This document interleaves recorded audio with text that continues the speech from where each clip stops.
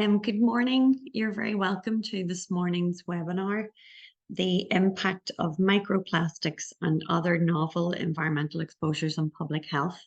This is the final webinar in the series exploring the research of the SPACE project, looking at pollutants and their impact on brain health and the increasing levels of dementia in our society and the challenges that the design of our built environment poses to public health. So this webinar will explore maybe some of the pollutants that we're not as familiar with and their impact on our daily lives, and also the really important evidence and research that will be presented from our expert speakers on how we should and why we should consider them in our policy agenda and also in the interventions that take place across our cities. So the challenge presented by the SPACE research is really to widen our thinking around planning the built environment and encouraging us to think about brain health and the role of epigenetics within the work that we are doing. So this morning we'll hear from leading experts. So I'd like to welcome Professor Frank Kelly from Imperial College London, Dr. Dan Middleton from Queen's University Belfast, and Professor Juliana Early from Queen's University Belfast as well, along with Professor Ruth Hunter from Queen's University, who's leading the SPACE project and also will speak to the next stages of the project at the end of the webinar. So I would encourage you to be active on Twitter. Dr. Neve O'Kane is going to tweet on the SPACE Twitter page, but also yourself to engage in that. So it's at SPACE QUB if you would like to join in the conversation this morning, and also at Belfast Healthy as well.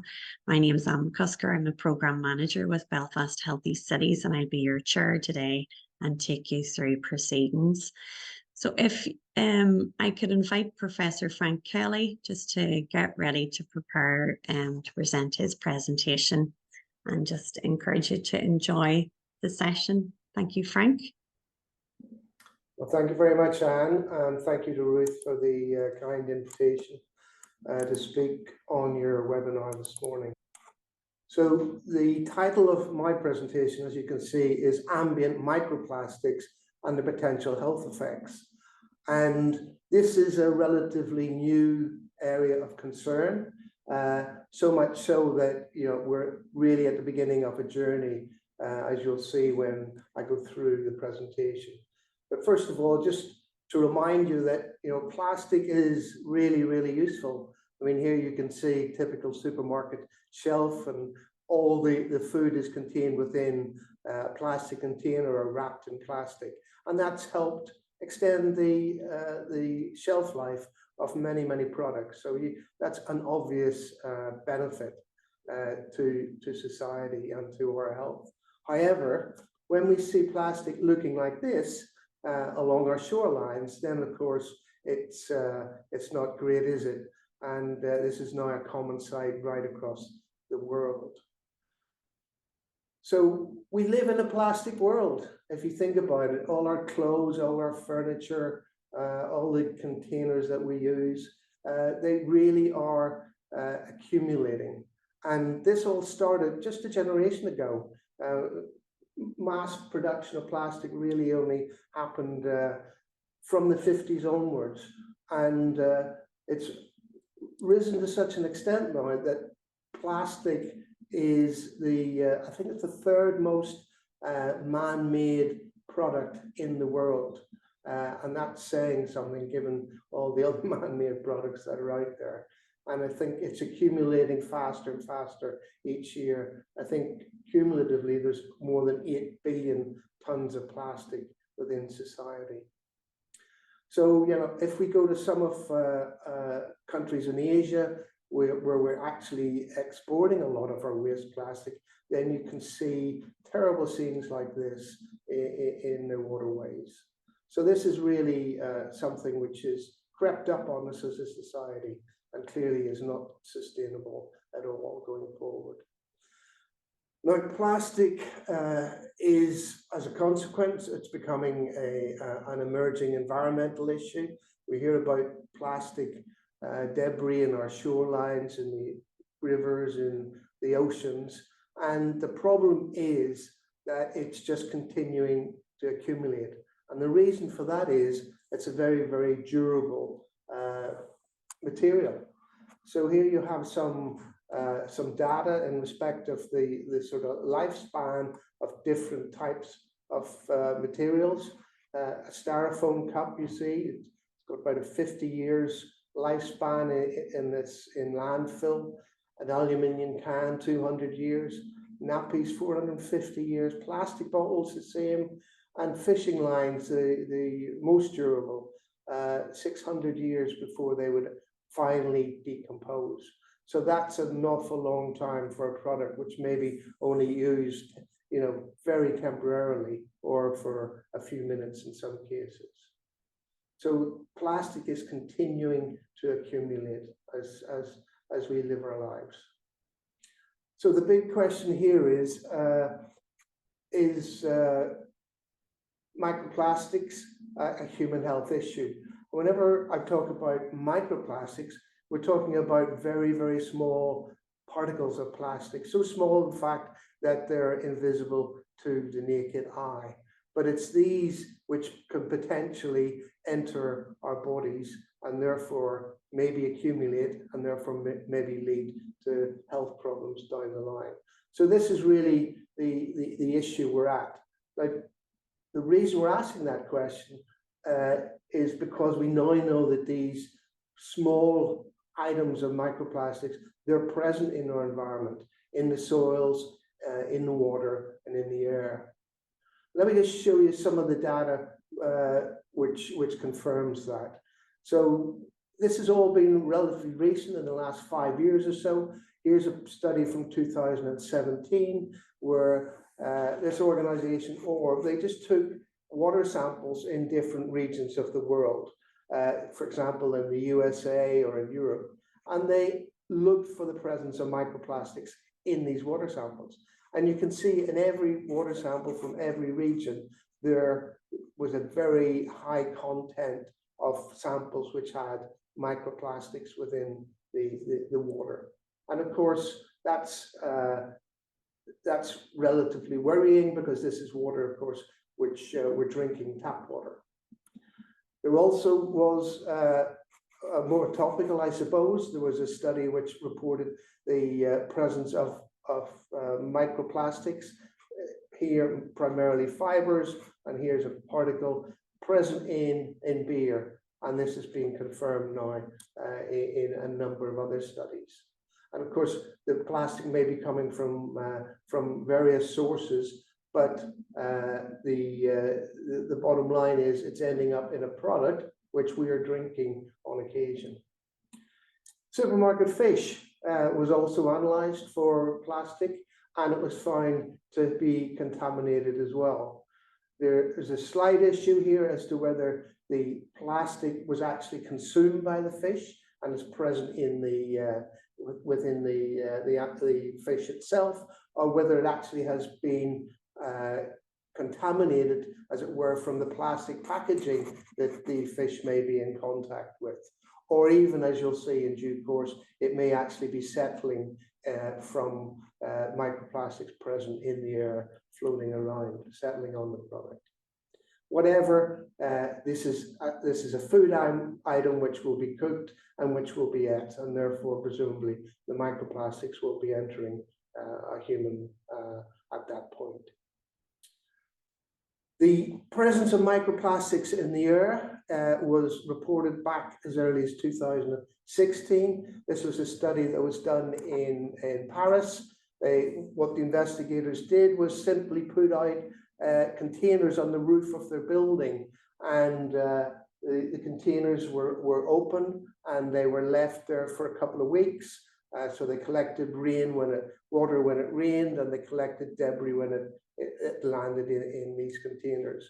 And when they brought these containers back to the laboratory and looked at the contents under a microscope, then they saw pictures like this. So there were fibers microplastic fibers, microplastic particles in the containers. So the conclusion was that these were airborne to begin with, and they had settled simply into the containers. And there's been a number of other studies like this across the world now, showing that these microplastics are present all around us. This was a study from China, taking the same sort of approach, and you can see here we've got a whole range of different fibers and particles of different sizes and of different chemical compositions, because there's a whole range of different plastics present in society.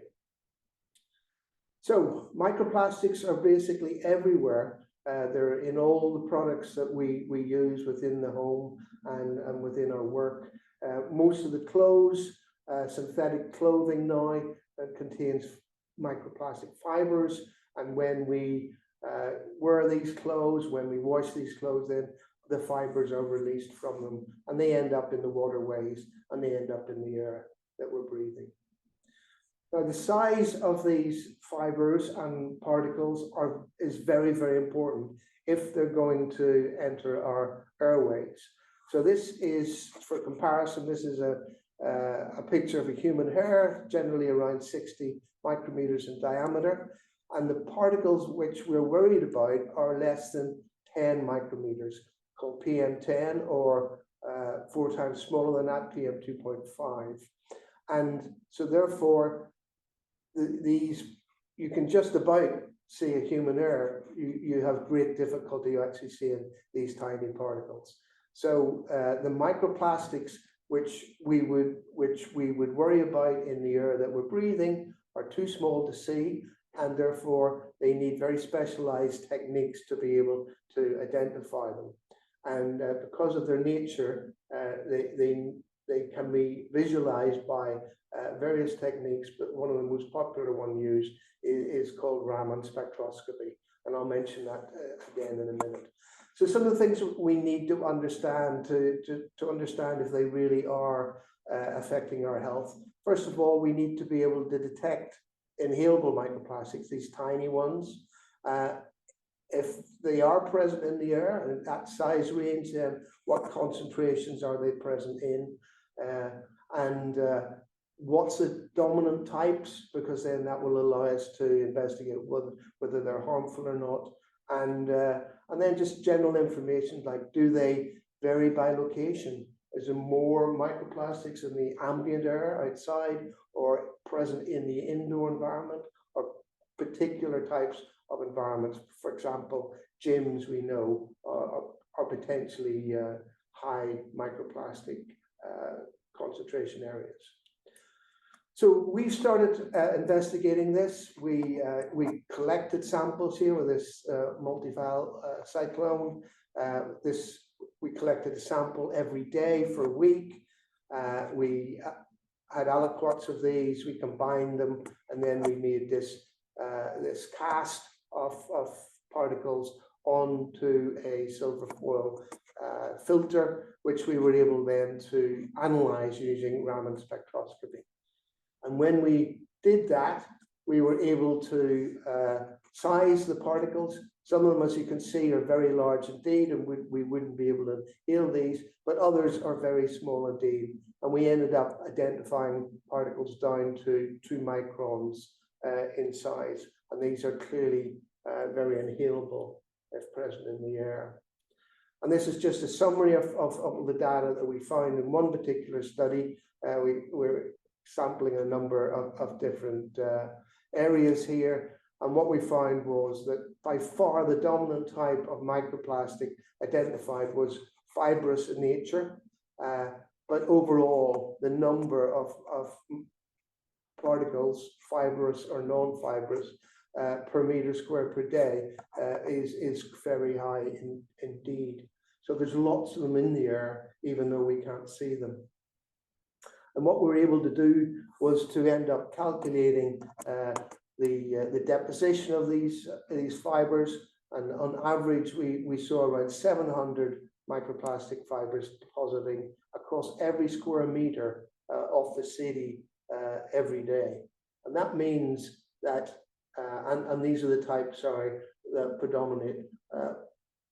You can see polyester, polyimide, and polyacrylic fibers are very, very dominant in the ones that we saw.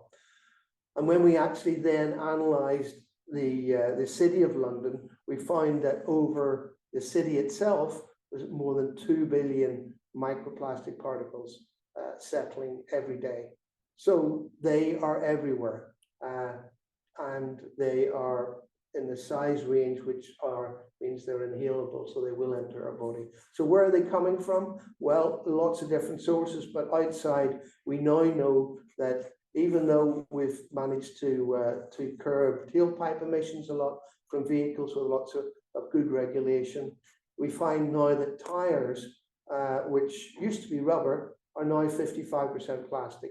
And the issue then is that we have a lot of tire wear, if you've got a lot of cars, vehicles in the city, and so tire wear is one of the major sources of these microplastics in the environment. And of course, it's not just plastic itself, which is very complex, but actually to give the plastic its special properties, make it malleable, make it colorful, and make it resistant to heat or whatever, we lace these plastics with lots of chemicals. So in fact, these tiny particles are actually quite complex in their nature, and they actually may end up carrying these chemicals of all these different sorts into our bodies. So they're actually acting as sort of magic bullets in many cases. So to be able to analyze the actual chemical content of these microplastics, we need to move from an identification technique, which was the Raman spectroscopy, to an analytical technique. And the one that's now been found to be the best is pyrolysis GCMS. So you're burning the plastic particle, and you're releasing the chemicals, and you can then identify them by GCMS. And so one of the things that we've been doing is we've been building up this spectral plastic database. So these are standards of different types of plastic laced with different types of chemicals. And we now have these signals which we understand are coming from specific types of plastic and specific types of chemical. So we can take our samples, we can analyze them, and then we can compare the spectra to our database. So we can get an accurate determination of exactly what we are breathing. So again, going back to this question, are these inhalable microplastics affecting our health? One would assume that if they're laced with chemicals and if they are resilient to destruction outside and even inside our bodies, then they may accumulate and they may cause damage. Their accumulation within our body is now being looked at by a range of different groups across the world. This is one study which was published just back in 21, where they were examining human placenta for microplastic content, and they found that there was evidence that there were plastic particles in the placenta. So presumably some of these were rather large, so it was assumed that these probably weren't inhalable source particles, but they actually were probably coming in via the gut with food or water.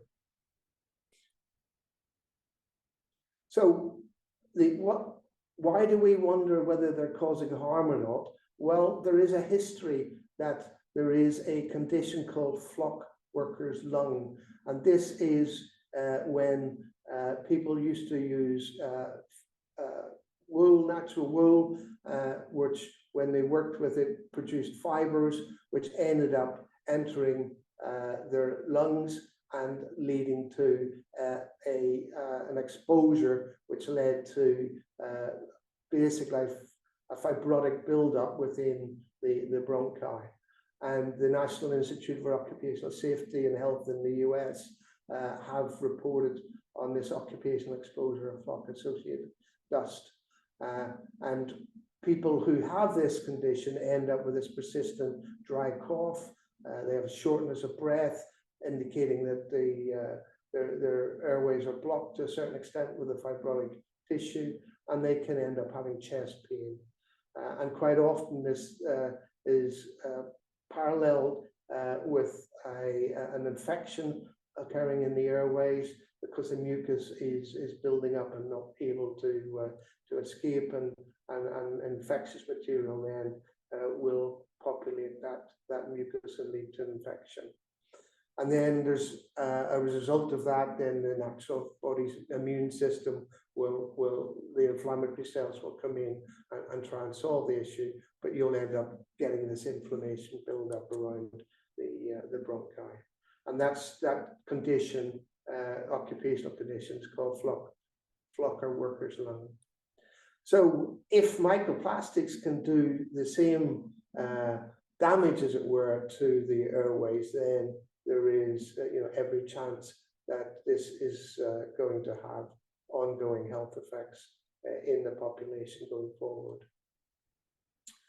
So what would be, this is my last slide, I think, what would we really like to understand going forward? As I said at the very beginning, this research is really at the beginning of a journey, I think, over the next decade or so. And what we need to understand from that research is the microplastic toxicity influenced by the type or the age of the plastic?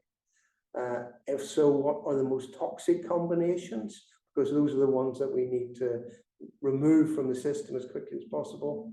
Are microplastic particles present in human samples?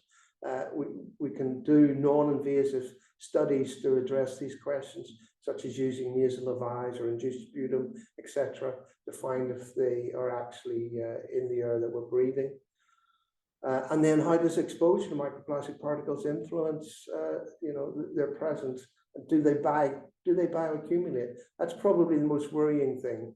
We know that they're in the air, the water, the food that we're eating. If we cannot get rid of them when they enter our body and they accumulate, then it's not too big a jump in understanding to think, well, that's not going to be good for our health. So with that, here's just a few papers that have been published on this issue. As I say, it's the beginning of a journey, but I think it's a very important question to address, and I'm glad to see that many more groups are now beginning to investigate this issue. So thank you for your attention. Thank you, Frank. I think you have presented a very compelling case with the evidence and also a case for further investigation as to consider this is just the tip of the iceberg in terms of what we know and how we can find out more to inform both the way forward and policy agenda and creating a level of awareness. So thank you very much for your presentation. I would just encourage everyone to add your questions to the Q&A box, and we can come to those at the end following the webinars. And in my eagerness to hear your presentation, I didn't give your full introduction. So you hold the inaugural Humphrey Babcock Chair in the Community Health and Policy within the School of Public Health at Imperial College London. So thank you for sharing your expertise and your knowledge. And within the school, Frank is the Director of the Environmental Research Group, a leading provider of air and water quality information research. And something, I think the space project has been very influential in terms of thought leadership. And this is a further extension of that, to consider what we may not be fully aware of and how do we get the evidence and the interest that we have in this topic, particularly because it presents itself within the home, within the environment, and everything that we're exposed to, and how do we protect ourselves or going forward? How do we understand the implications for health? And the work of the group that you're leading are responsible for air and water quality management to support policies and actions to minimise health effects associated with poor air and water quality. So thank you, Frank, for sharing your presentation. I'm going to invite Dr. Dan Middleton to come on screen and get ready for your presentation. Thanks, Anne. You hear me okay? Thank you, Dan. Yes. So you're going to look from the ground up, mapping radon and health. And so the work that you've been involved in to date, Dr. Middleton, has been an environmental epidemiologist with research interests in cancer etiology, exposure assessment, and environmental chemistry. Having completed your PhD at the University of Manchester, assessing human exposure to arsenic from UK private water supplies before completing a postdoc with and being employed as a scientist at the International Agency for Research on Cancer in Lyon in France. Dan joined the Cancer Epidemiology Group in the Centre for Public Health at Queen's in 2021 to pursue independent research with the aim of identifying novel carcinogens. So thank you for joining us this morning, and I look forward to your presentation. Thanks, Anne. Can you see my slides okay and hear me okay? Yes, they're fine. Yeah. Great. Thanks. Well, I got to say, I think what Frank just presented was equally interesting and terrifying at the same time. I think I can probably terrify you a little bit more now with this talk, which is called From the Ground Up, Mapping Radon and Health. Thanks very much to the organizers of this webinar for inviting me along. Just to give a quick overview of what I'm going to talk about this morning, I'll give a little bit of a background on my research interests and perhaps with a view to reaching out to other colleagues in this network. I'm going to talk about what is radon gas, and what impact does radon have on cancer, both in the UK, but also in other places around the world. I'm going to try and ask the question of how we can maybe explore this further using, in particular, using mapped data sets, geospatial data sets, many of which we have available to us freely. And then just raise the question of what other carcinogens and potential health impacts can we look at using mapped geospatial data sets. So I'm just going to try and minimize the talk. There we go. Sorry, it was in the way. I couldn't see my own slides. So yeah, I'm going to start with a couple, well, three confessions actually. And I don't want to disappoint you early, but it's worth saying that I'm not really an expert in radon specifically. In fact, radon is something that I've only started very recently to look at and to start to explore. And I hope to make my motivations clear throughout this talk as to why I've decided to work on radon. The other thing to say is it's really a work in progress, and I'm not going to really present much today on research that we've done. There'll be a little bit in there. It's mostly what we're planning to do, what we're currently starting to do. And the other thing to say is that although this is a webinar on novel health effects, but radon is not novel. In fact, it's likely that as long as humans have been on planet Earth, that we've been exposed to radon, perhaps even more so than we are today, particularly if we used to live in caves. So although it's not novel, I think it's certainly something that then there's currently not a great deal of awareness on. I'm sure a lot of the people on this webinar have heard of radon, but surprisingly, considering the confirmed health effects of radon, it's still something which a lot of people have never even heard of, or at least they don't fully appreciate the importance of. So there's my confessions out of the way.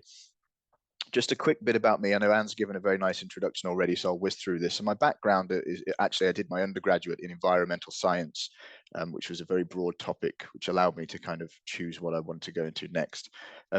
So although I said I'm not an expert on radon, I do have expertise in environmental geochemistry. So my PhD was on human arsenic exposure, specifically from UK private water supplies. So that's where my interest in cancer kind of came from, with arsenic being an established carcinogen. I then went over to Lyon and did a postdoc for 4 years, working on a project which aimed to understand why there are such high rates of esophageal cancer in East Africa. So that was the ESCAPE project, which is ran by Dr. Valerie McCormack at IARC. And one of the hypotheses about esophageal cancer is that because of its proximity to the Rift Valley, that there might be some underlying geochemical variable which maybe predisposes people to these higher rates. I then became a scientist at IARC and worked for a year on the Monographs program, which tries to identify human cancer hazards. And then I joined Queen's in late 2021 to take up my own research in this kind of general area. And that's where I kind of got into radon. So the main motivation for all of my research really is this idea of what causes cancer. So this is just a graphic that I made based on some data which is presented in this paper by Catherine Brown et al. In the British Journal of Cancer. So it's estimated that about 4 in 10 cancers that we see today in the UK are from known causes. So these are in theory preventable cancers. So these are things like smoking, obesity, alcohol consumption. If we were to eliminate these exposures, we would eliminate 40% of cancers.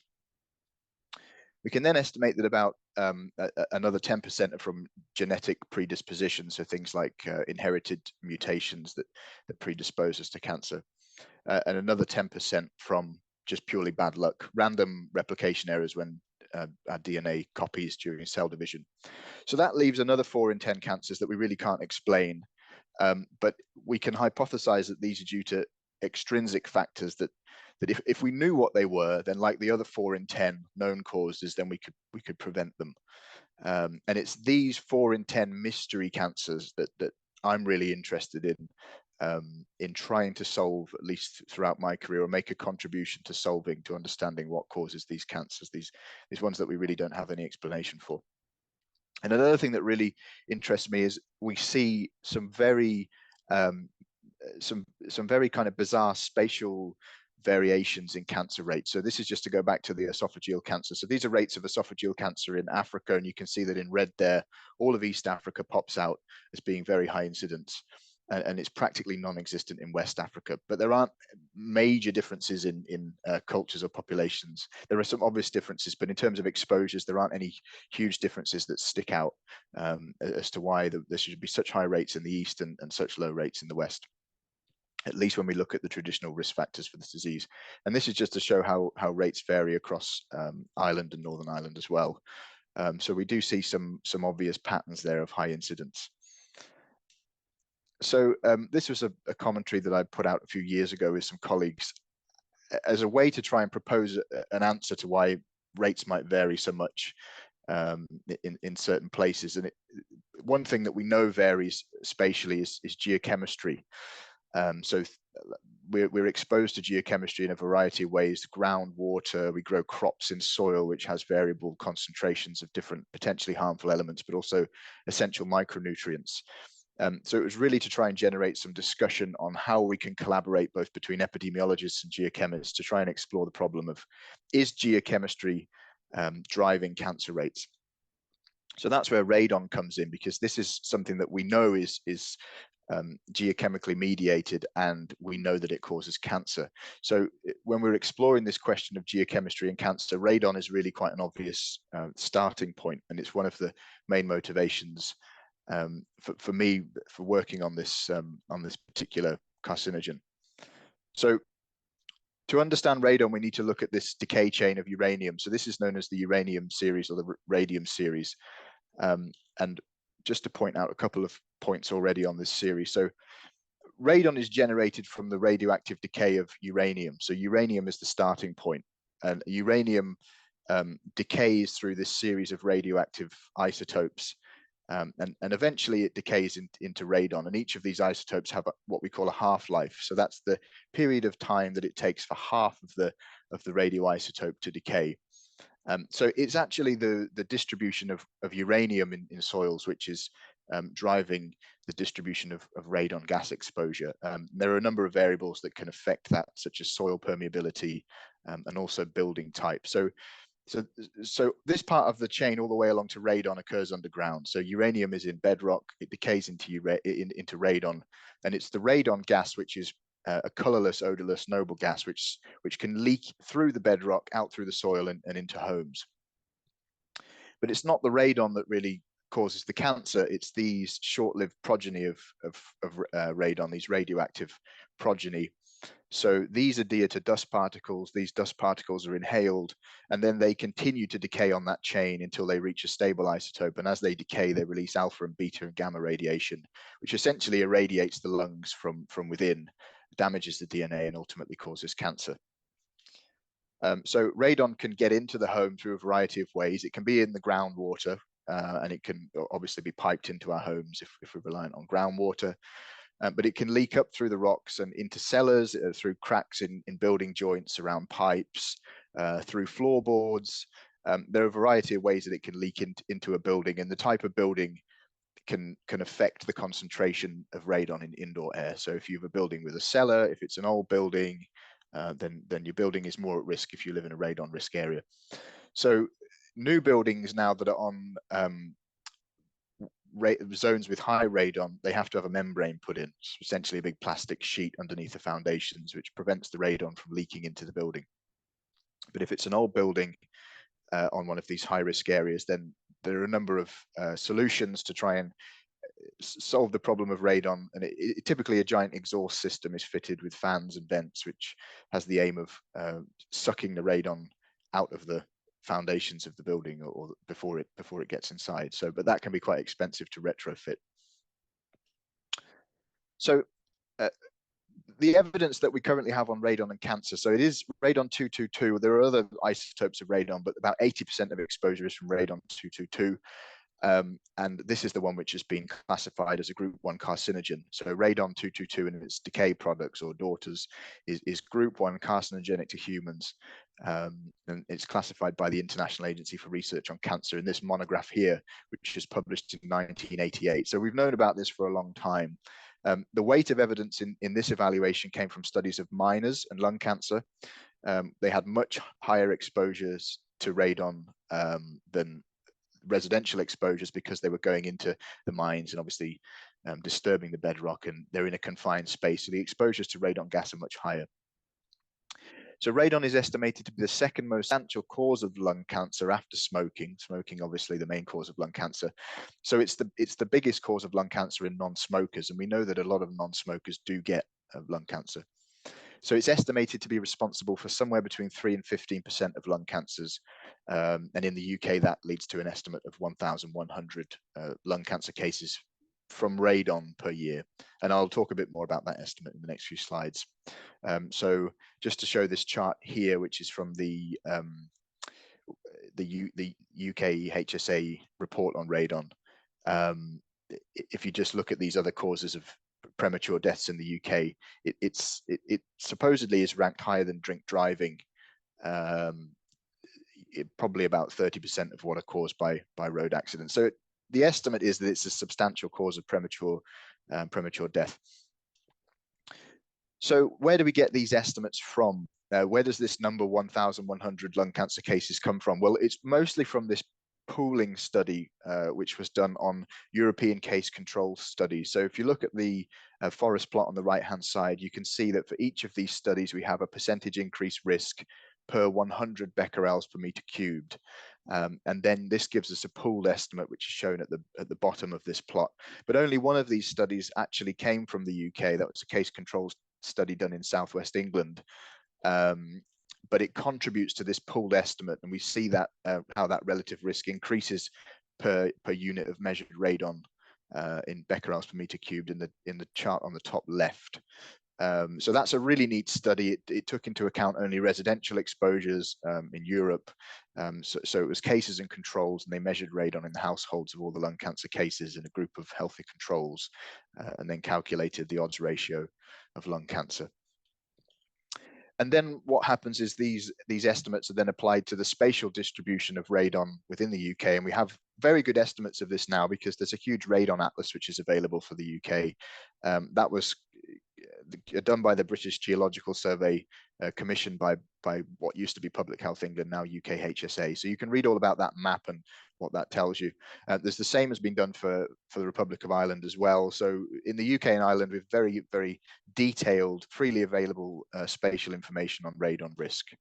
So you can put your postcode into this interactive map if you really want to scare yourself, and find out whether you're in a radon risk area, and it will give you this action level. So what the action level means is that if it's per kilometer squared, it's that the households within those kilometers, so if you're in the very high action level radon class, then it's basically saying that 30% of the households in that kilometer square are above the action level of 200 becquerels per meter cubed. So it's not a continuous variable. It's really a categorical variable of a predefined radon class, and there are 6 of these classes, with the highest being 30% of households. So it's useful for determining which areas are most at risk, but it's not particularly useful in epidemiological studies. So this is a good chance to highlight the work of a colleague of mine, Dr. Quentin Crowley at Trinity College Dublin. So he's a geologist and is really interested in improving these spatial estimates of radon using geophysical and geochemical maps and variables. And this is just an example of a study which Quentin and his group worked on, where they've used the radiometric data from the TELUS survey, which is an indicator of the uranium in the soil, and then they've used that to estimate radon potential, a geogenic radon potential, using soil permeability as well. And they found that the map that they generated correlated very nicely with the map which was from the Atlas, which is based on measured concentrations of radon in the home. So it just shows that some of these more readily available maps can be really useful in estimating exposures as well. So that's a really great paper to check out, and it's one that we're hoping to use in a lot of our analyses as well. So where does this number come from? So essentially what was done is the risk from the pooled study was applied to the spatial distribution of radon in the UK, and then we come up with this number of 1,100 cases. And I kind of put this as a bit of a joke because it is a complex estimate. It's based on a lot of really great analysis, but at the end of the day, it is an estimate. So it's kind of back of the envelope. We don't base this really on a large population study in the UK, other than the one study that was included in this pooling study. So this leaves some research questions. Can we get a more objective estimate of the population attributable fraction of radon-related lung cancers? Can we do this using UK data? And can we do this firstly using UK data, and can we do it using a population-based study rather than applying a risk to a spatial distribution of the exposure? And can we use existing maps to help us to do this? So freely available maps, we don't need to go back out and collect more radon data. Can we do this with the maps that have already been published, or at least other estimates of the geospatial modeling studies that have been done? And that's what we're hoping to do over the next few years. And can we then use this approach for other carcinogens? Because if it doesn't work for radon, there's a good chance it won't work for anything else, because radon is something that we have very good spatial data for, very detailed spatial data at a very fine scale, and a great coverage of the whole country. And it's also an established carcinogen. So we don't need to ask the question, does radon cause cancer? Because we already know that it does. What we're really asking is, are the maps any good at reproducing that relationship using different study designs? So I've currently got 2 PhD students working with me, Claire Delaghi and Rowan Hattab, and they're both working on quite similar projects. We're looking to use these maps in different epi designs to look at these associations between mapped variables and cancer, particularly from the Northern Ireland Cancer Registry. So Claire's working on radon, and Rowan is working on ambient air pollution, for which there are other equally detailed spatial maps. So this is just some maps that Claire generated in her third-year dissertation. She did her third-year project with me before coming to do a PhD. So this was a simple ecological design where we generated an age-standardized rate of lung cancer for each of the super output areas in Northern Ireland, and then we generated a matching data set for these areas using the Radon Atlas and looked at the association. We didn't find much of an association in Claire's dissertation. I think there were a few reasons for that. One, I think you can see in the map on the left, there's very high variation in the lung cancer rates that are reported. So I think we might need to do some modeling of those rates to try and reduce that variability. So something like a Bayesian approach to the modeling could help. And another thing is the radon atlas, as I mentioned already. Given that the classes are pre-formed in this atlas, they might not be the best metrics to use in an epi study. So perhaps a more continuous variable, such as the one from the study which Quentin had worked on using the radiometric survey, could be something which is useful, and we're going to be looking into that. And then if I've got time, I think I'm running out of time. This is a kind of experimental study design that we're also going to try and look into using. So we hope to build a kind of makeshift case control study using cancer cases that are registered in the Northern Ireland Cancer Registry, and then using the Northern Ireland cohort of longitudinal aging, the Nicholas study, to try and use this to sample a control group, given that the participants in Nicola are of a similar age distribution to the cancer cases in the registry. So we would do kind of a matched sample of Nicola for every participant in both the Nicola study, but also cases in the cancer registry. We have postcodes, so we can join to the underlying radon map and an air pollution map, and hopefully generate a variable for each of these people, and then use it in a case control analysis. So that's something that we're looking to start doing in January. So before I run out of time, I think I'm probably preaching to the choir here, but just to highlight the great work of the space team in recently releasing their geo portal, which is really an opportunity, I think, for lots of us to start looking at all kinds of different geospatial variables, environmental contaminants, potential carcinogens that will be made available hopefully through this geo portal. I know there are geochemical variables there already. There's air pollution, things like noise and light pollution, and using the designs that I've just briefly mentioned, hopefully this can open the door really to lots of research into different associations between not just cancer and environmental exposures, but all kinds of other health outcomes. So I'll leave it at that, and hopefully we can have some discussion afterwards. Back over to you, Anne. Thank you, Dan. That was very interesting. A lot of thought-provoking data and evidence shared there. And I think really adds to that conversation that we're beginning to have around what are the known pollutants and what else do we need to consider, and also the way forward. I think yourself and with Frank's presentation as well, it's really thinking about, we're at the start of this. There's your journey is your evidence is presented, but how do we use what we know in terms of then planning our city and for the policy objectives that exist. So thank you for that, Dan. We move on to our next presentation. So I welcome Professor Juliana Early, and you can just get ready to present. So you're going to speak to the role of hydrogen in decarbonising public transport.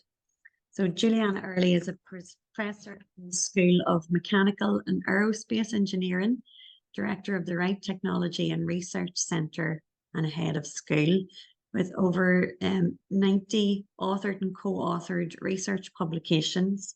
You have led a range of research programmes funded through a number of funding bodies to advance knowledge and evidence on clean propulsion technologies, including design and control optimization of hybrid, electric and hydrogen powertrain systems.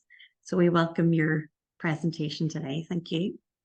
Thank you very much, Anne. And I first of all just like to thank you for inviting me here to talk today. It's been really fascinating assortment of talks, and to be honest, quite a hard act to follow coming off the back of Frank and Dan's talks. So at this point, probably like to just take a slightly different perspective in terms of some of the changes that we're starting to see in city centres, and in particular the role that hydrogen might have when we're starting to see the rollout of hydrogen-based technologies, and reflecting it from an engineering perspective, which again is hopefully a nice contrast to some of the talks that have gone before. So where we're at the moment, we're probably in the middle of what is a uniquely disruptive period of time in transport in terms of new technology roll-on, lack of understanding of what some of the implications are likely to be, And I think that mirrors again a lot of what Frank and Dan were talking about, that we're learning as we go along. We don't have the same evidence bases to work from, and there's new challenges, new issues, and new opportunities arising on almost a daily basis at this point in time. So hopefully I can give you a bit of a flavour of that today.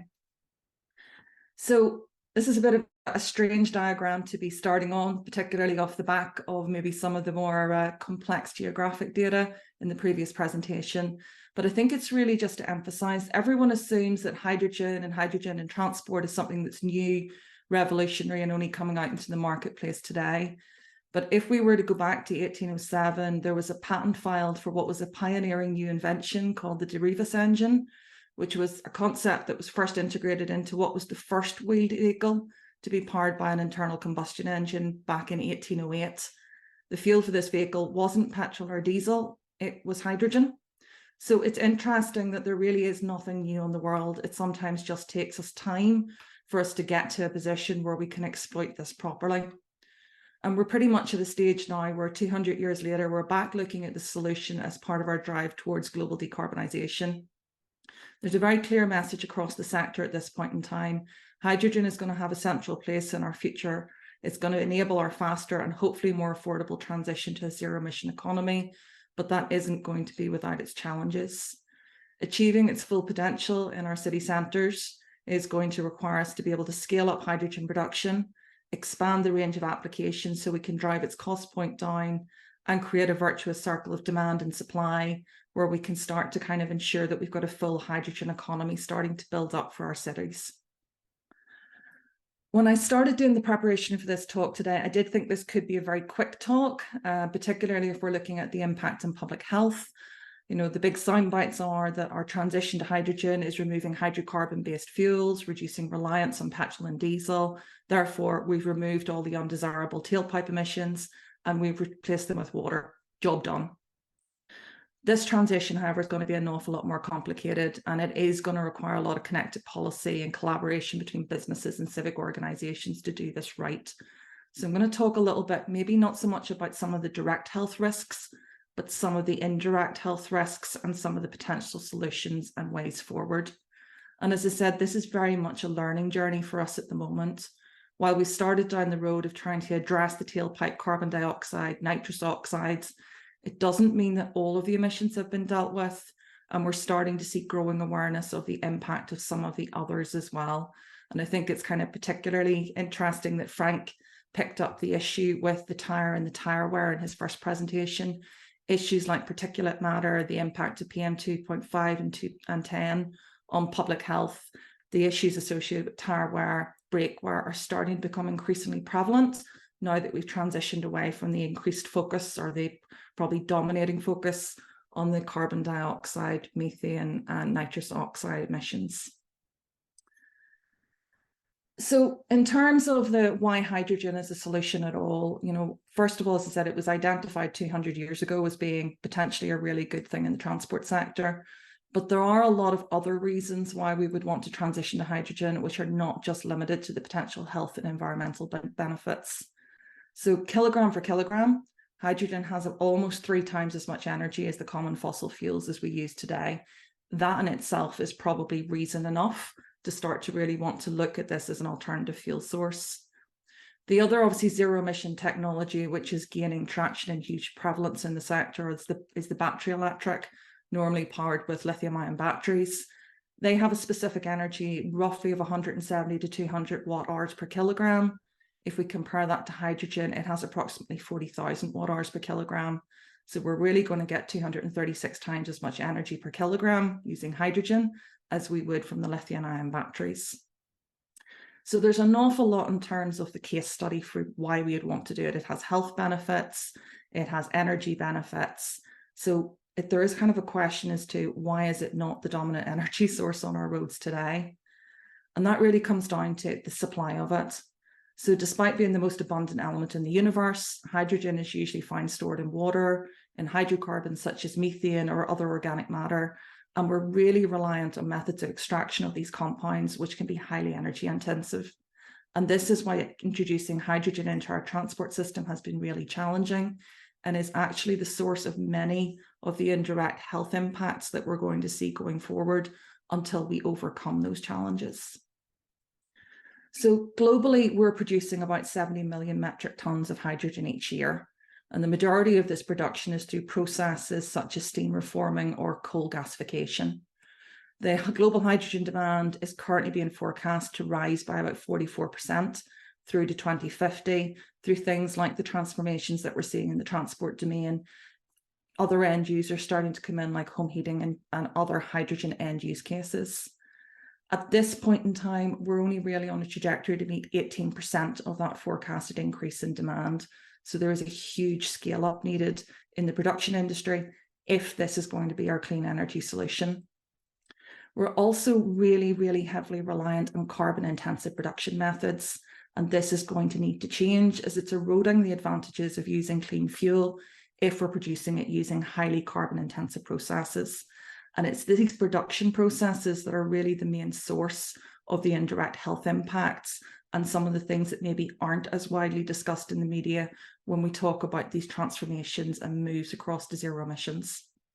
So if we take the steam reforming as an example, this is the method that's being used today for production of almost 95% of the current global hydrogen supply. So it's by far and away the dominant mechanism.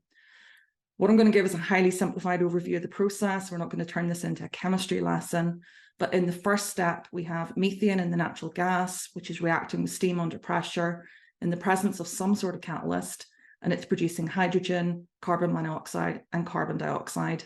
And I think it's just worth pointing out, we've got carbon dioxide forming in that process. The carbon monoxide, which is formed, and steam are then further reacted with catalyst, and that's producing more carbon dioxide and more hydrogen. So we get more of what we wanted, which is the hydrogen, but we also get more of what we didn't want, which was the carbon dioxide. In our final step for the hydrogen production, we obviously remove the carbon dioxide and other impurities, which leaves the pure hydrogen product that most of the end users are looking for. If you listen to the description of that process, one thing is probably very clear. This is not a zero carbon process, and there's significant carbon production of both carbon dioxide and carbon monoxide at each step, which in most cases is actually the majority of the gas that is being produced. To put that into a little bit of context based on the total global amount of hydrogen we are currently producing, globally, the production of hydrogen is responsible for 840 metric tons of carbon dioxide each year. That's a bit of a weird one to try and get your head around what that actually means. But currently, our production of hydrogen is creating an annual carbon emission, which is higher than the total annual emissions of carbon dioxide of the United Kingdom as a whole. So it is a huge, huge carbon dioxide source. And again, when we're talking about bringing hydrogen into our transportation systems, into our home heating networks, it is an area of greenhouse gas emissions and other pollutants that does need to be addressed going forward. So this is where one of our big challenges is going to lie in our transition, trying to understand how we're going to develop solutions to reduce and hopefully eventually remove these carbon intensive production processes, while also meeting enormous forecasted increases in demand. And this isn't going to be a trivial problem going forward. But there are solutions, and I think Ruth would have been very disappointed had I appeared here today and didn't talk about the rainbow spectrum of hydrogen and the different colours of hydrogen which are starting to emerge. So many of the potential solutions that we're starting to see have started to see really colourful descriptions of what is a colourless gas used in common phraseology today. So we can refer to hydrogen as being green hydrogen, blue hydrogen, brown hydrogen, green hydrogen, turquoise hydrogen, and we've even got as far as pink hydrogen. These are essentially nicknames which have started to differentiate between the different production methods and their associated carbon footprints. I'm stealing the next bit from a colleague who mentioned it in a meeting last week. These are really meaningless, as we could technically describe much of our current electricity supply in the same way. Electricity which has been determined for or developed from solar energy being green hydrogen, energy coming from a coal-fired power station being grey or brown or black hydrogen. So in the example of the hydrogen that was produced from the steam reforming process, we typically refer to that as being grey hydrogen. Blue hydrogen is another one which is gaining a huge amount of attention because of its ability to kind of bridge the gap between our kind of grey and aspirational green hydrogen. It's using techniques that we call carbon capture and underground storage. It's often referred to as CCUS, where we're effectively trapping and storing that carbon and the carbon dioxide in that chain of processes that I talked about, rather than releasing it out into the atmosphere, which is to try and mitigate that release and improve the overall kind of greenhouse gas emission signature of the hydrogen production process. However, in this mad kaleidoscope of hydrogen colours, our ambition is really to produce sufficient quantities of what we would call green hydrogen to meet our demand. And this really necessitates a massive move away from carbon intensive processes to meet production demands in what is an entirely different way to how we're meeting 95% of that demand today. We do have a solution for this in the form of electrolysis. Again, just a little bit more chemistry. Typical electrolyzer has a cathode, an anode, and an electrolyte membrane, not too dissimilar to your standard battery. Again, oversimplification of the process, but we have an electric current being applied to the anode and cathode, which causes our purified water to split into component molecules of hydrogen and oxygen. If we're using energy that's coming from wind, solar, and other renewable sources to drive that electrolyzer, we're typically calling that green hydrogen. Obviously, we're capturing the hydrogen and we can use the oxygen for other purposes. Today, those types of electrolysis processes are probably about 70% efficient, and there's a huge body of work ongoing to try and improve those electrolysis processes across the sector. We're starting to see things like proton exchange membrane technology, which is much more resilient towards intermittent energy sources, and it's improving the efficiency of those energy transformations up to about 80%. We have solid oxide electrolysis starting to appear, which is forecasted to bridge those efficiency in converting the stored energy inside the kind of water to actually usable energy, further up to about 95%. And we're starting to see solutions coming from other kind of biological and chemical processes as well. So we're seeing photoelectrical chemical processes where light energy is being used to split water into its hydrogen energy components, or biological processes using cyanobacteria, again, for the purposes of hydrogen production, starting to emerge as potential other solutions to kind of deal with this need to scale up and create the green hydrogen that we really need at scale. Once we've produced it, our next challenge is around what are we doing with it and how are we distributing it? And this is where we start to get into some of the big problems in terms of the loss. So the initial kind of storage and large scale storage is not huge problems, because there's been a lot of discussion looking at the development of storage in underground geological formations. And there has been some media around the use of salt caverns for storage of natural gas. The same is being looked at for the storage of things like hydrogen. Where it's become really challenging is in the transportation and distribution phase, and how we ensure we have the right quantities, the right time, in the right place. So when we look at our transportation distribution infrastructure, our options are to start to look at the existing gas pipeline networks. And that can be slightly challenging because many of our existing gas pipelines are made from high strength steel. And one of the things that hydrogen is really good at is embrittling steel. So we're potentially then looking at huge amounts of investment in order to bring some of these technologies into city centres if we want to kind of pipe pure hydrogen through our gas networks. In terms of more flexible distribution, we're then looking at the transportation challenge of bringing either gaseous or liquid hydrogen around. If we're talking about it being liquid, we're talking about cooling down into cryogenic temperatures, about minus 250 degrees C. And that process is basically incurring about a 40% loss in energy. Or if we're talking about compressed gas, usually about 700 times atmospheric, we're potentially looking at energy losses in the order of about 13%. Putting it into the trucks and tankers, potentially another 10 to 40% additional loss in energy above that. That's really just to kind of give an idea of some of the big scales and background challenges that you have, both in terms of production, distribution, transportation.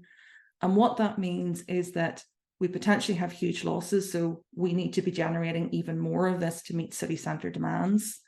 To even get some of these hydrogen solutions into the city centres, we need to completely relook at some of our distribution and transportation networks to get the fuel available. And for the green hydrogen solutions at this point in time, we have an additional problem. Apologies, I've gone on. We have an additional problem where we're starting to see that the cost of the hydrogen is somewhere in the order of 2 to 3 times what we would expect to see from the grey hydrogen comparison. In terms of where we're starting to see, we are starting to see growth in obviously city centre and hydrogen uptake. To date, it has been slightly more limited. About 0.1% of total energy consumed in the transport sector today is about hydrogen. There's about 72,000 hydrogen vehicles on the road as of last year. It's a small number in comparison to the total vehicles globally. There's about 1.5 billion cars globally, to put that number in context. But it was still a growth in 40% of hydrogen-based vehicles in the last year. So there is starting to be a steep upward curve where we're starting to see huge growth in those types of vehicles rolling in. There's huge geographic variability globally. We're starting to see areas such as Korea, the US, and Japan have been very much focusing on hydrogen passenger cars. We take the likes of China, they focus very heavily on fuel cell buses and commercial vehicles, and about 90% of the global fuel cell buses and commercial vehicles are currently operating in China. In Europe, we've been very focused on fuel cell bus, truck, and rail initiatives. Hyundai have deployed 46 heavy-duty trucks in Switzerland. There's plans for about 1,000 commercial vehicles which are fueled by hydrogen fuel cells in the Port of Rotterdam by 2025. And I think it would be inappropriate to not kind of call out, obviously, the work locally in Belfast with Wrightbus, where they developed the world's first hydrogen-powered double-deck bus, which we've worked quite closely with them on. So in terms of activity across the kind of globe, there's been a huge amount of shift and transformation. And in terms of kind of the work in Queen's, we have a research centre, the Right Technology and Research Centre, which is working in partnership specifically with solutions in the public transport domain and the kind of the rising volume of hydrogen-based bus solutions to understand how we can manage those energy supplies to the vehicle drivetrain, understanding and developing mathematical models which allow us to integrate and optimize the use of the fuel cell stacks into the drivetrains, predict what the energy consumption is likely to be, and to then start to develop overall system-wide analysis to integrate with the availability of the local energy system. What are your opportunities for grey, green, brown, pink hydrogen development? And what does that mean in terms of the overall environmental signature of your vehicle platform? That's obviously gone as far as actually developing prototype vehicles and vehicles which are now in service on the roads as well. A lot of our kind of most active areas of ours really centered on these, what we would call customer advisory tool sets, which are allowing for scenario exploration. And again, talked at the start, this has very much been a mission of discovery for us in terms of how do you operate these vehicles, where does the energy come from, what's the opportunities with the different supply chains. That's also been the same for the operators in city centres. They are also learning. They've never had these technologies to work with before, and we're kind of working through those processes with them in terms of understanding what the impact is of moving to the hydrogen-based technologies in terms of depots, support, servicing, what it's going to mean in terms of range impact, and then that kind of overall system-wide, how would you design your fleet and start to blend different technologies and vehicles in going forward. And we're starting to see kind of unprecedented demand really for that kind of support to kind of help those steps into the unknown and having those assurances that the investments that are being made today, not only in the vehicles, but also in the underpinning infrastructure, the hydrogen supply networks and otherwise, that they're the right investments, because it is potentially locking operators into different technology solutions long-term as well. We've also done a lot over the years in kind of control system optimization, and we're starting to look at how we can leverage a lot of what we call vehicle-to-vehicle, vehicle-to-infrastructure and Internet of Things technologies, again, to improve our understanding of how these vehicles are operating in service. And kind of finally, kind of conscious, just got another slide or two to go through. You know, it's not always intuitive, but we don't just focus on the powertrain design. We've also been looking at things like the internal thermal comfort, airflow distributions around the cabin, which again is trying to understand how can we improve the overall kind of environmental impact of these vehicles by reducing their energy consumption by better managing the internal thermals for the people who are sitting on board them. How can we reduce the energy draw from the heating and ventilation systems while maintaining passenger comfort? And we've also started to have a look at ways of replacing fiberglass, which again has other indirect health impacts further down the manufacturing supply chain, and replacing them with kind of novel biocomposites. Again, trying that process of learning and experimentation as to how can we do things better and improving the overall impact of the vehicles as they are on the road. And the last bit is kind of really understanding the impact of place. And this is, again, not entirely intuitive, but if you operate the same vehicle on the same duty cycle in different regions, their impact and availability of energy, the energy supply networks available to them, the availability and the cost of the energy supply networks, and the ambient temperatures can have a huge impact on the energy consumption of those vehicles. So again, we've been developing models, tools, and strategies that allow us to understand the impact of geography and the operating conditions that we see on the energy consumption, and furthermore, how that then cascades into the energy supply network, and understanding that overall equivalent CO2 impact of operating that vehicle in that city at that time of year. So that's really just a kind of very quick run through from why hydrogen to some of the things that Queen's is doing in terms of kind of helping with smoothing through those pathways to bring the vehicles onto the road. And we expect the next decade to be really about some of the most transformative we've really seen, certainly in the public transport sector.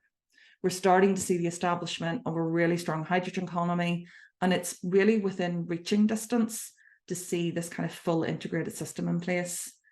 But I think, like many of the presentations that have come before mine today, we're very much on a journey to understand, how do we bring these technologies on board? How do we ensure that we're not just displacing the emissions and the potential health impacts in the supply chain to outside city centres? And I think it's also worth reflecting that the awareness of, again, some of the other emissions, you know, going back to that tire and brake wear, which Frank mentioned in his presentation, the microplastics, they're starting to become increasingly prevalent, whereas before they were something that was kind of the low level and at the bottom of lists of things that we were looking at and concerned about in terms of vehicle emissions. But I think kind of the same as most of the other presentations today, in order to kind of bring these things forward and actually get them into city centres, it really is going to involve connected government policy and ensuring that there's close integration with the technology solutions to really see this being a true success. So I'd just like to say again, thank you for inviting me here today. It's been great to hear the other presentations, and happy to take any questions that anyone may have. Thank you, Juliana. That was fantastic, and a really nice summary at the end. I think it leads very well into our question and answer session and our discussion. So thank you for that.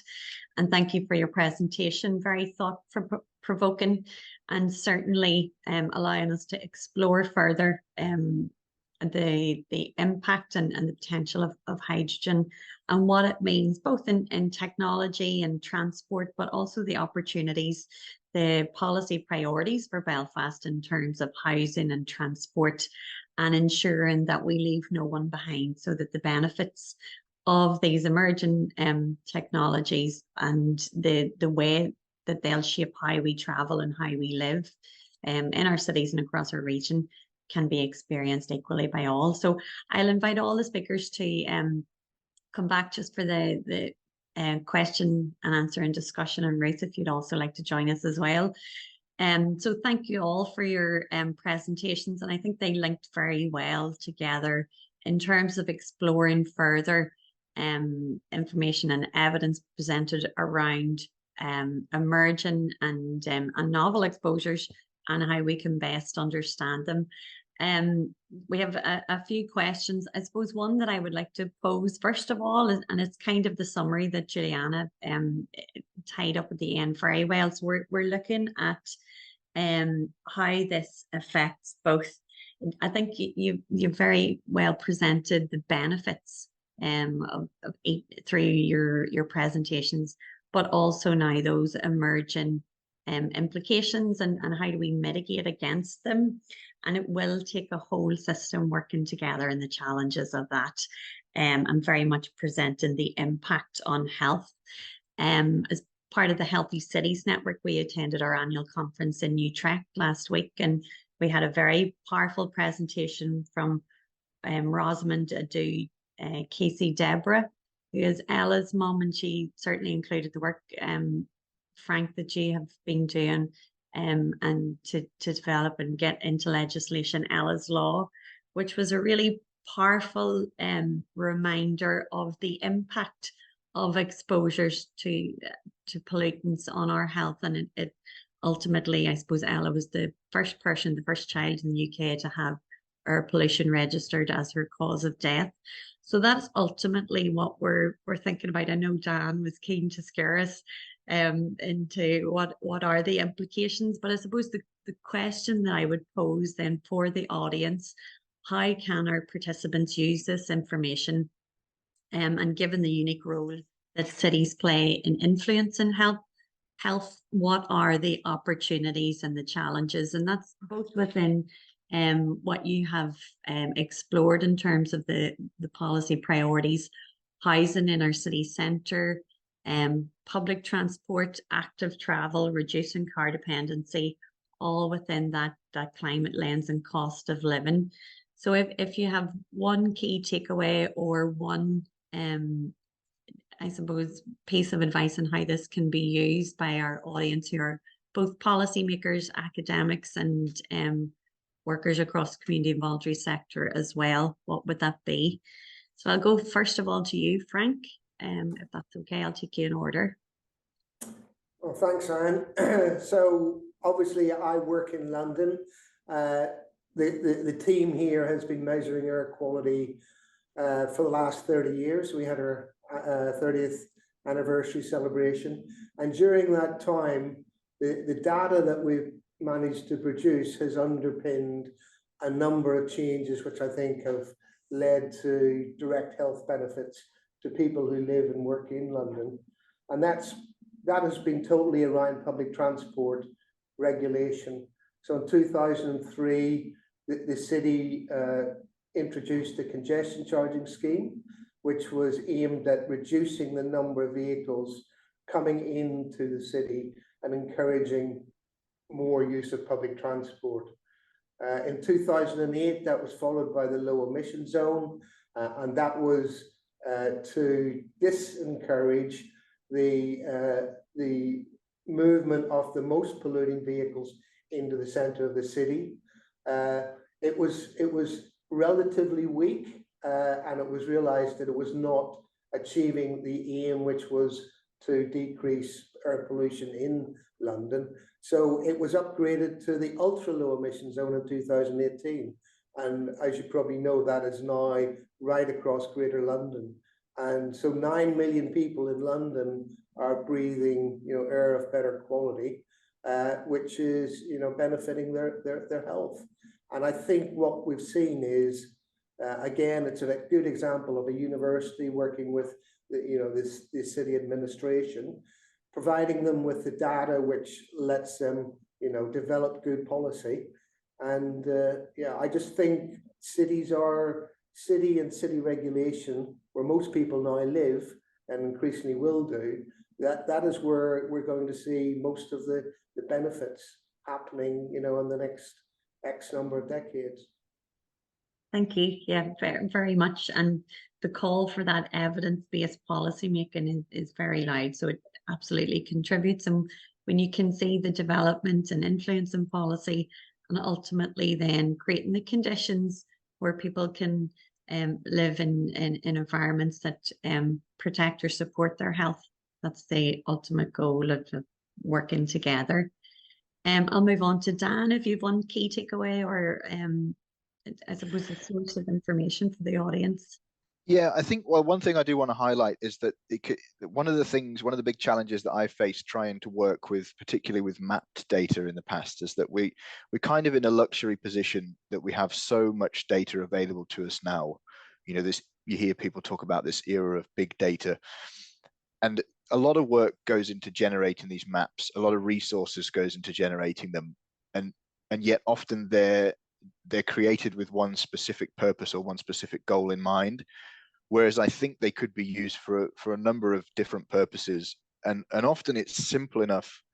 It's a simple enough extension to make things available in different formats, or perhaps make something available in a kind of stage earlier in the process of generating the final product. And I think we need to move towards a kind of research community where things are just made as open as possible.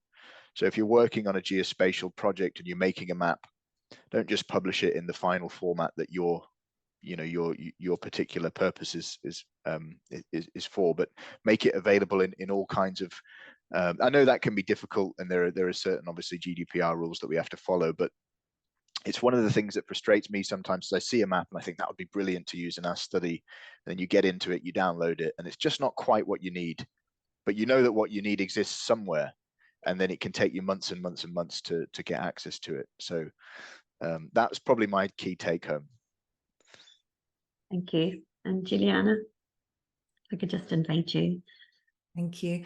I guess in terms of key take home, it's listening even to the presentations this morning, is the increasing interdisciplinarity of the solutions and challenges that we're seeing. That, 20 years ago, engineering would have sat in its own little silo, creating solutions, but not necessarily thinking through all of the impacts, or working directly with the medical domain, people potentially working in geospatial analysis to really understand those wider, broader impacts. And going beyond that, obviously from my side, we're working very closely with industry and another civic partners. Frank has also alluded to the fact that he's working very closely with industry and government partners, and similar to Dan. I think that really kind of strong ecosystem of interdisciplinarity and multiple stakeholders all working together to deliver solutions is something that's really needed going forward. Again, I know from my domain, you can't bring things forward unless you've got those multi-parties all at the table, because they all have something to bring. So I think that's probably the key takeaway, is the need for increasing interdisciplinarity and increasing integration between the different silos.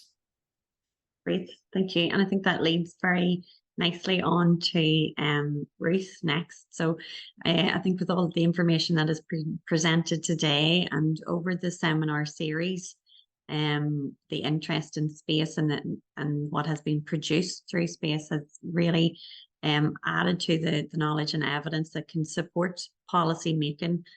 But I suppose we're keen to hear what next for space or for the research. I'll hand over to you, Ruth. Thank you.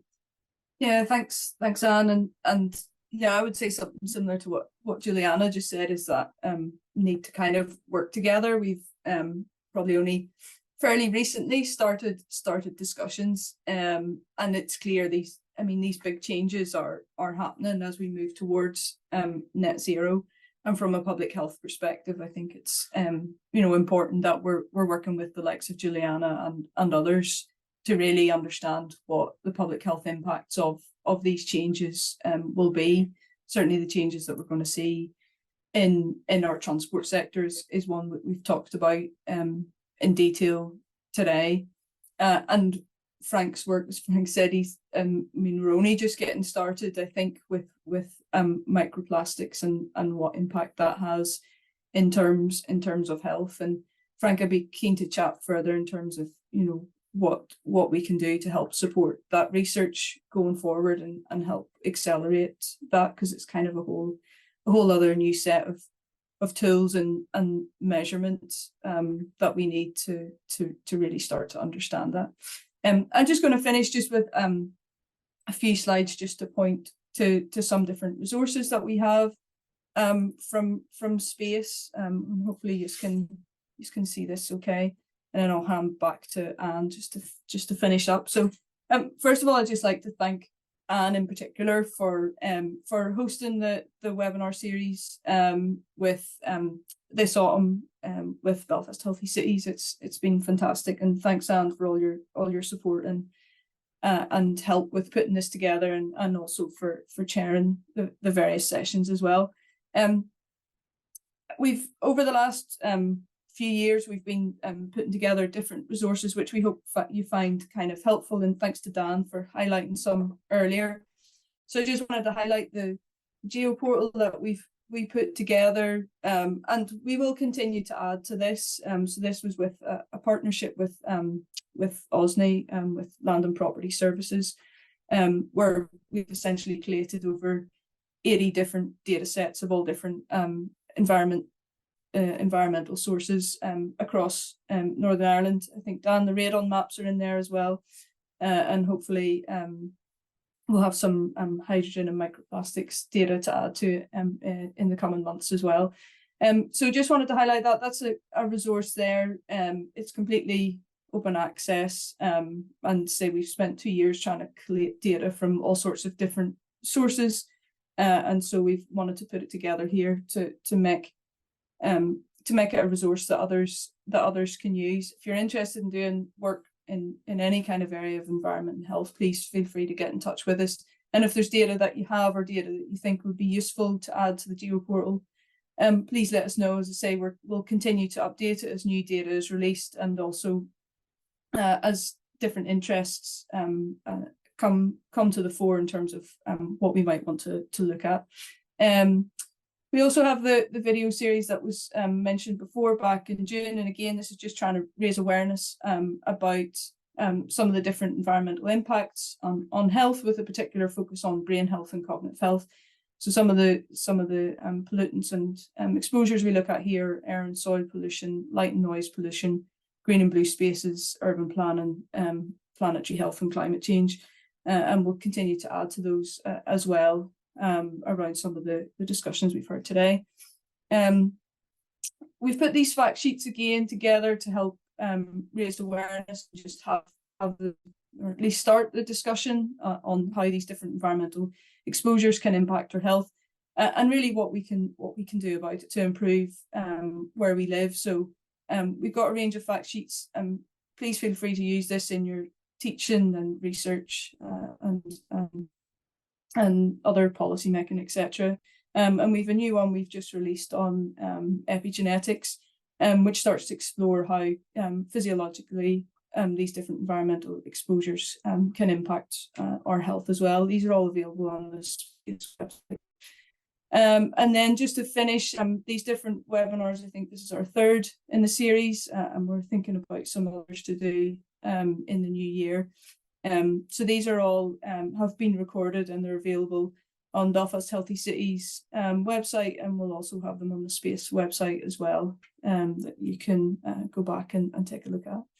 And just to finish by saying thanks to the team on Space, who've been working together over the last few years. You'll see the various faces there. And keep in touch with us. There's a couple of email addresses there, and Neve's been tweeting away about the webinars on our website as well. And just to finish, to say thanks to the speakers, to Juliana, Frank and Dan for agreeing to come along today. Really appreciate your time and just having that opportunity to have this discussion, which I hope is the kind of first of many. So thanks, Anne, and I'll hand over to you. Thank you, Ruth. It's a great range of resources, which are fantastic to have to further explore what we've just touched on, and also for today. So I think the recording will be available and sent out to everyone that registered, and there's also an opportunity to contact directly the speakers if you have further information or questions that you need. But I think we're left with some hope. Certainly the evidence and what has worked in previous pollutants, and how that can influence policy and create environments for people. And also for Belfast, having a relatively young population, some of these issues have just presented themselves in this generation. So there is an opportunity now to think going forward, how do we ensure that we mitigate against the consequences, and given what we now know, and what further evidence and research do we need, and how can we use it to effectively provide evidence-based policies? So thank you very much for today, and enjoy the rest of your day. Thank you.